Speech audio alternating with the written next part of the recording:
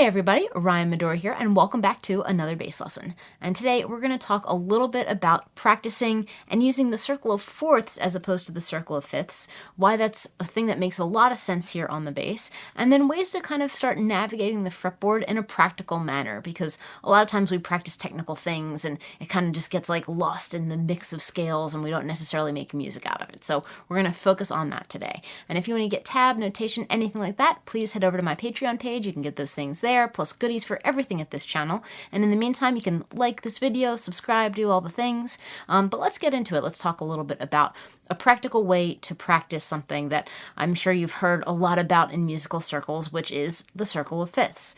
Now, a lot of people talk about the circle of fifths because it's kind of the way keys move in terms of adding sharps. So if you start in the key of C and you add one sharp, you get to the key of G, and then you add another sharp and you get to the key of D.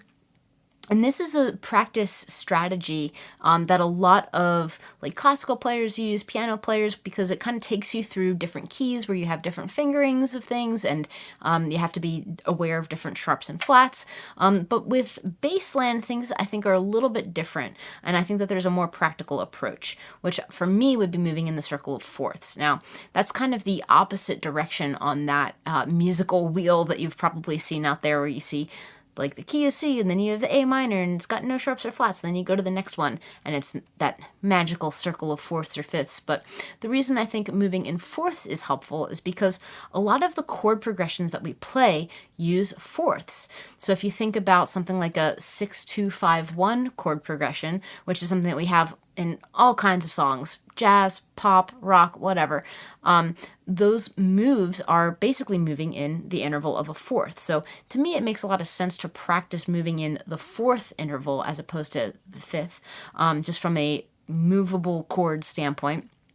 And it's also something that, because we learn a lot of patterns on the bass, we can very easily kind of take a shape and move it just one string over or one string in this direction, but we stay on the same fret. There are a lot of kind of like funny rules, you know, but like the concept of moving in fifths is something that, you know, if you were to just play a major scale and say, okay, let me play a C major scale, and then let me move it to the fifth, which is G, and then let me move it to the fifth, which is going to be D. You're basically just playing the same pattern over and over again, just in a slightly different place. Now, that's not very practical from a musical standpoint, because usually something like this will come in handy when you're working in a particular key and using a certain chord progression. So rather than just taking a major scale and playing it here and playing it there and playing it here and playing it there, we want to kind of be cognizant of the key that we're in, the rules of that key, what the chord qualities are in that key, and play to that. So this exercise is going to focus on playing in the key of B flat, because B flat is a good like jazzy key. Like if you kind of get into the jazz world, you'll find that a lot of tunes are in the key of F or B flat, E flat, A flat, mostly flat keys, because those are really amenable keys to horn players. But I like working in B flat because it gives you kind of like a challenging place to play on the instrument. You know, the key of C, cool. Key of E, great, we have open strings. But B flat's an interesting one because we kind of have to navigate between thinking about our tonic here on the first fret or here on the seventh fret of our E string. Now, if we kind of pick this chord progression that moves in fourths, because again, we don't necessarily want to just play a scale and move it in fifths, we want to play to a chord progression that moves in fourths, we're going to start on the sixth chord of that key, which is going to be G minor, and then we're going to move a fourth to the C, and then another fourth to F, and then another fourth to B flat, and there we land on our 1. So we're basically going to come up with something to play where we're moving in fourths, but sticking in the key of B flat. So we're not just kind of playing a scale verbatim everywhere. We're going to kind of have to adapt to the chords that we're playing while moving in the interval of a fourth. Now, if you look at my fingers here, you may see that if I just play the root notes and I start on this G, I can play G, C, F, B flat. So I'm really kind of just working across the third fret here and then landing on the first fret for that B flat. So that's one option. The thing is, though, when you're moving in fourths, you can kind of choose to go ascending or descending. And frankly, you can do that in with any interval anywhere on the instrument. But for the sake of this lesson, we're going to kind of start on this G. We're going to go up a fourth to this C. And now we have the option to either move up a fourth to this F, or from that C move down a fourth to this F. Now the cool thing about that is that gives us flexibility in terms of the way we want to move to the next chord, B flat. So I'm kind of having to think one step ahead with the directionality of what I'm playing is. And so again, like if you're just playing in fifths and moving a scale, it's not going to help you too much. Obviously, you can already tell that there's like a lot of mental gymnastics here, even though we're just kind of using 4 chords moving in fourths and staying in one key. We have to be adaptable, and we have to get used to seeing intervals in positions higher and lower and setting up the the tonic of our next chord. So if I were to just play kind of like quarter notes, you can kind of see that I'm moving like this. And I went up to the F. This time I'll go down to the F. This time I'm gonna start on this G. I can play either up to this C, or I can take myself up the fretboard to this C, all the way up here, F, and then land on this B flat.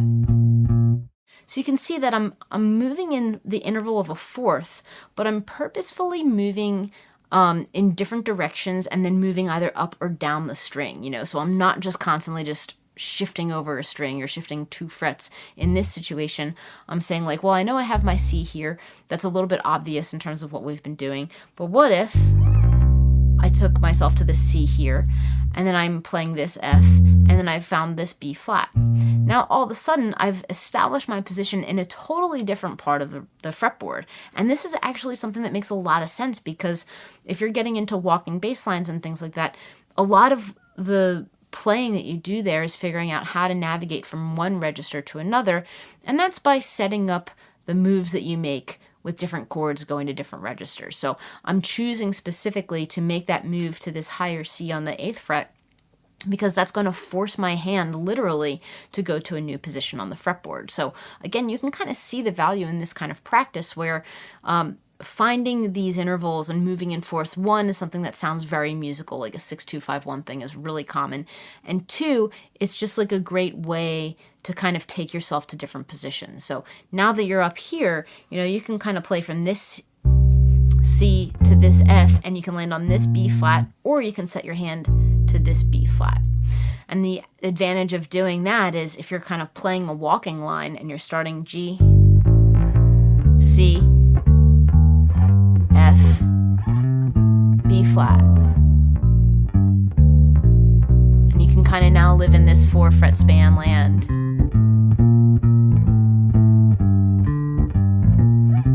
Shift, and then work your way back down